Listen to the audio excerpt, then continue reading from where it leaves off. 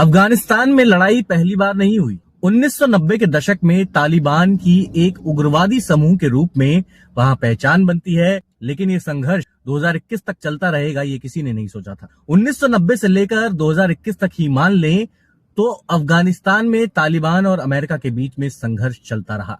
1996 में तालिबान ने काबुल पर कब्जा करके इस्लामिक अमीरात ऑफ अफगानिस्तान की घोषणा कर दी थी।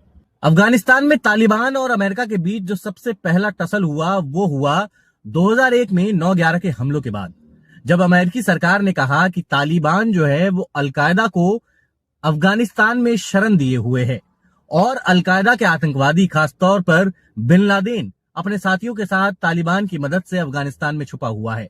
कहा तो ये तक जाता है कि तोरा बोरा की पहाड़ियों में अमेरिका ने इतने बम मारे कि वहां पर भूकंप जैसी स्थिति पैदा हो गई। अमेरिकी नेतृत्व वाले गठबंधन ने अफगानिस्तान में तालिबान की सरकार को गिरा दिया।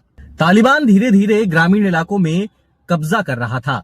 इस पूरे संघर्ष में कई लाख लोगों को विस्थापित होना पड़ा, कई हजार सैनिकों और ग्रामीणों की मौत हो गई।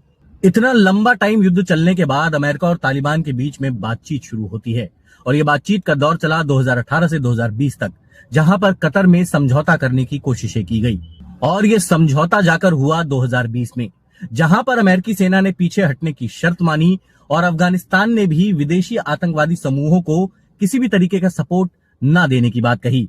15 अगस्त 2021 को तालिबान ने अफगानिस्तान की उस वक्त की मौजूदा सरकार को गिरा दिया। तालिबान सरकार के सामने सबसे बड़ी चुनौती है अंतर्राष्ट्रीय मान्यता की कमी। तालिबान सरकार के ऊपर आर्थिक संकट तो है ही, फंड की कमी है और उसके साथ साथ किसी भी तरीके की विदेशी मदद पर भी रोक लगी हुई है।